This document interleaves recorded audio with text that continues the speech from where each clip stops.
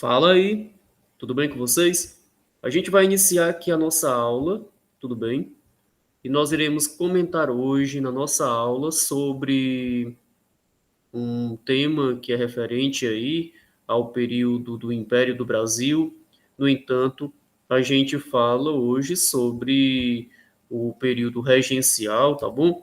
Então, nesse período regencial, nós temos um momento da história do Brasil onde a gente vai compreender um intervalo de tempo entre o governo de Dom Pedro I e o seu filho, Dom Pedro II.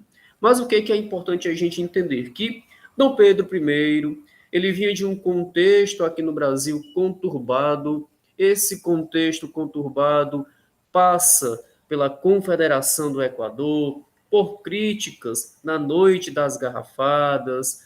O jornalista Líbero Badaró veio a falecer na época e muita gente culpou Dom Pedro I como sendo mandante deste crime. E Dom Pedro I estava passando por momentos nada legais, momentos difíceis em seu breve governo após a independência do Brasil, tá bom? E com a estima deste gatinho aqui, a gente inicia a nossa abordagem. Vamos aqui para a primeira lâmina entender o contexto. Dom Pedro I, filho de Dom João VI, era o primeiro herdeiro do trono português. Seu pai passava por uma crise política, uma crise social e uma crise de saúde. Dom Pedro, ele tinha que retornar para Portugal para assumir o trono caso seu pai viesse a morrer. E Dom João VI, de fato, depois realmente morre. Então, Dom Pedro I, ele vai ser obrigado praticamente a renunciar o trono do Brasil para assumir o trono português, uma vez que o seu irmão Dom Miguel, ele estava planejando usurpar, estava planejando aplicar um golpe para tomar o trono português, mas de fato o herdeiro aqui era Dom Pedro I, o primogênito, tá bom? No caso, nesse sentido, nós temos aí que Dom Pedro I, ele vai ser obrigado a renunciar, a abdicar o trono brasileiro em favor de seu filho Dom Pedro de Alcântara. Mas, contudo, o problema maior é que seu filho, Dom Pedrinho, ele tinha apenas 5 anos de idade, tá certo? Uma criança com 5 anos de idade não tem capacidade mental nem estrutura de formação para governar um país da dimensão do Brasil e nem permitido por lei era. Olha, já pensou? Uma criança de 5 anos governando um império recém-proclamado como independente, um império que vivia de províncias, se digladiavam entre si. Então, esse império que foi proclamada a independência passava por momentos de crises, de conturbações, e o Brasil passa a adotar um sistema de governo conhecido como regência do império. A regência foi justamente o período que vai compreender o governo de Dom Pedro I e sua renúncia, tá bom? Até o governo de Dom Pedro II. Então, esse intervalo de tempo entre os dois Pedros, entre Dom Pedro I e Dom Pedro II, é conhecido como regência. Os regentes, eles são aqueles burocratas do governo que passam a governar durante uma faixa de tempo, durante um período, e nós acabamos vendo que os historiadores costumam dizer que a regência do Brasil, ela foi de fato a primeira experiência republicana. Ah, professor, então quer dizer que a regência foi uma república? Não, veja bem, foi uma forma de governo que pode se assemelhar aos princípios republicanos. Ou seja, certas situações era bem parecida com uma república porque os membros do governo, os membros que governavam, eram escolhidos, né, por grupos políticos que passavam ali determinado período governando e depois eram trocados por uma nova votação. Então, nesse sentido de troca de alternância de governo, é semelhante a uma república, tá certo? Já que a forma do império era monárquica e não existia alternância de governo. Normalmente, Dom Pedro ele era sempre o governante e indicava os seus membros de governo e políticos, tá certo?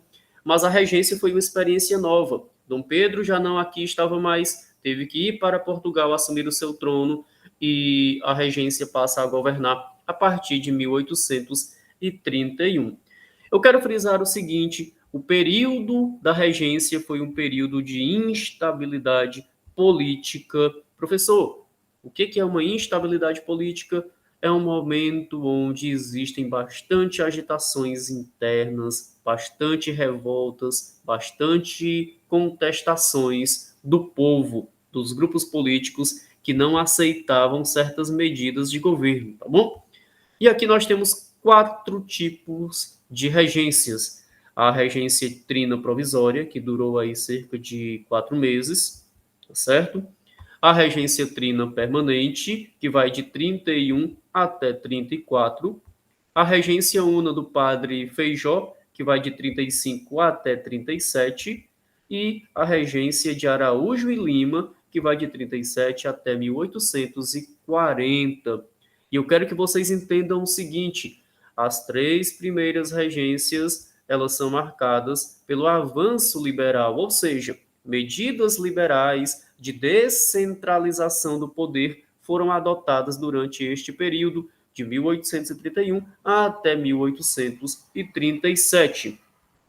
Já na regência una de Araújo e Lima, nós temos o que chamamos de regresso conservador. O Araújo e Lima, ele centraliza novamente o poder diante do governante, preparando o ambiente para a posse futura de Dom Pedro II. Então, neste mesmo contexto, a gente entende aqui os três grupos políticos que na época estavam brigando pelo poder e cada um tinha sua corrente, cada um tinha sua defesa. O primeiro grupo que a gente entende são os restauradores. Eram aqueles burocratas portugueses. Professor, e o que eram os burocratas? Eram os membros que participavam dos cargos de Dom Pedro I. Eram aqueles que tinham privilégios. Eram portugueses, vieram de Portugal para o Brasil para assumir cargos de Dom Pedro I, né, no governo. Então, essa era a burocracia. E o que seria a burocracia? Por exemplo, hoje, o que a gente entende como burocracia? Em uma prefeitura, é o secretário de todas as áreas, né? O secretário de Educação, de Saúde, afins, tá certo? São os cargos comissionados. No Estado, são os secretários de Estado, da Educação, de Saúde, afins, tudo bem? Em termos de Brasil federal, são os ministros. Então, tudo isso é a burocracia, são os membros que ajudam a organizar o governo por meio de áreas. E aí, naquela época do Império, esses portugueses faziam parte da burocracia. E por que que eles queriam restaurar Dom Pedro I? Por que que eles queriam regressar? Por que que eles queriam que Dom Pedro voltasse de Portugal para o Brasil? Porque Dom Pedro era o único que protegia os interesses dos burocratas portugueses, tá certo? Eles eram conservadores e absolutistas também.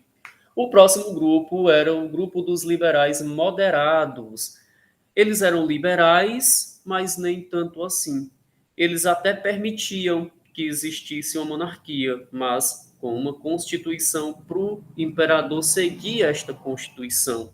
E o que eles queriam? Eles queriam que os grupos dos proprietários de terra, dos grandes proprietários rurais, pudessem ali participar diretamente da política, votando em leis, votando em tributos e visando os direitos, tá certo?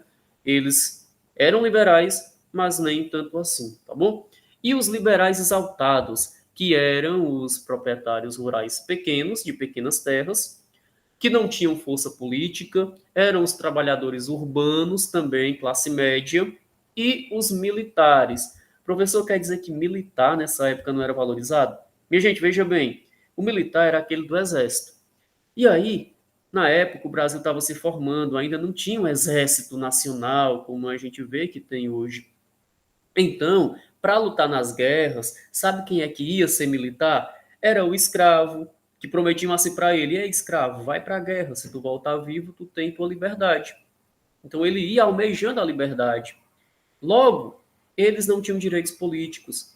Eram militares, os escravos, os descendentes de escravos, os indígenas, a classe mais pobre. Então essa galera não tinha direito político. É por isso que eles eram liberais exaltados. Eles queriam acabar com o poder moderador e queriam promover uma espécie de república, tá bom? Então esses eram os três grupos nos quais a gente participa a política brasileira na época da regência. E para a gente finalizar essa nossa aula, nós temos aqui os principais feitos do avanço liberal, tá? Durante esse período regencial. De 1831 até 1837, nós vamos ter o avanço progressista, o avanço liberal, tá certo? Que é marcado pelo quê, professor? É marcado pela descentralização. Nesse mesmo período, o que que ocorre? O período regencial dá uma certa liberdade para cada província elaborar sua própria lei, ter sua própria justiça e governar por medidas próprias sem depender tanto do governo central. Ou seja, é uma liberdade maior para as províncias.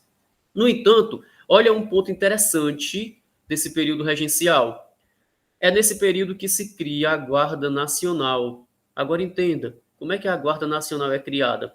Ela é criada dando um título de coronel para o proprietário importante da região e da província, onde ele poderia contratar soldados para formar sua Guarda Nacional para impedir que naquela província acontecesse convulsões sociais ou rebeliões. Resumindo, a Guarda Nacional era uma guarda de um coronel, grande proprietário, que estava ali para impedir revoltas, tudo bem? E normalmente a Guarda Nacional fazia o que o coronel mandava, tá certo? É por isso que a Guarda Nacional foi criada para ser a conchavo político, para ser protetora de político, que na época era justamente o proprietário rural ou o coronel, tá bom?